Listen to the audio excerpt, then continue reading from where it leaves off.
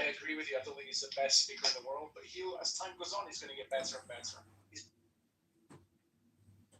I think the one thing he does and does well is when he tries to articulate a subject or a conversation, he can frame it with clarity that anyone can follow along. He can really articulate. Yeah, but see, here's the thing. You don't have to read up. Here's the issue I have with J.D. Vance, and I may get some smoke with this.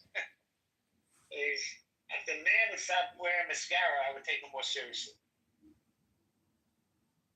Oh God! Hey, back to the budget thing just a little bit. Not to derail things, but talking about the public and the financing is. You guys ought to set in sometimes where you have state, federal, and local people talking about financing and where the money's going to come from, how the money's going to be paid back, and what a convoluted state of mind that people will get into when you start talking state and federal dollars. And it's like they lose track of everything that they have to account for in the real world because they think that somehow there's this pot of money there that just is an endless well that they can tap into. And it becomes almost convoluted to listen to some of these conversations.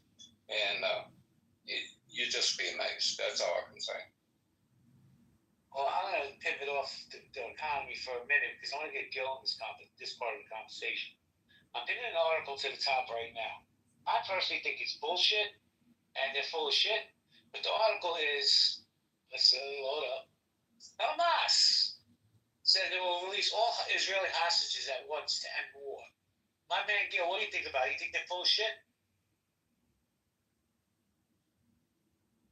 Sorry, Hamas says it released all Israeli. Well, look, the only way this war is going to end is the three things. They release the hostages, but also they completely surrender, put down all their weapons. These are the three stipulations that Israel have made it very clear that they will agree to. Obviously, getting the hostages out is a priority, and we'll be delighted to see every hostage released. Well, Gil, let me ask you a question.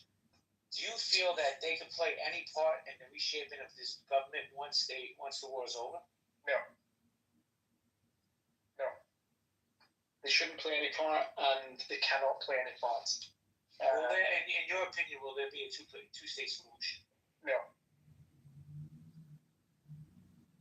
So what does that look like? It looks like right now. Now is all important, and it's going to come down to a climactic battle. And say that again, Gil.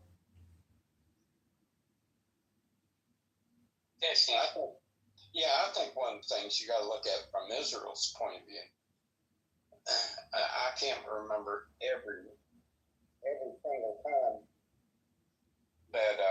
that this has happened, but you look through the years. I think it's 47, 57, 67, 73.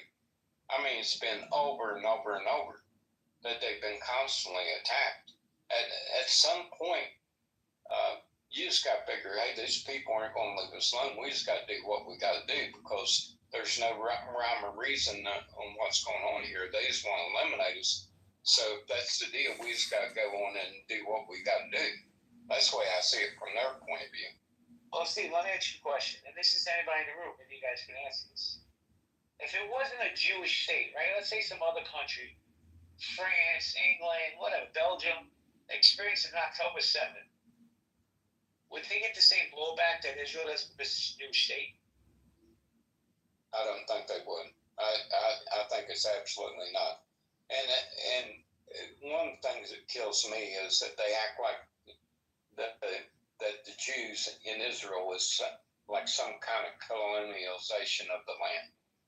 Well, you have the Wailing Wall that goes back to the time of King David. Seriously?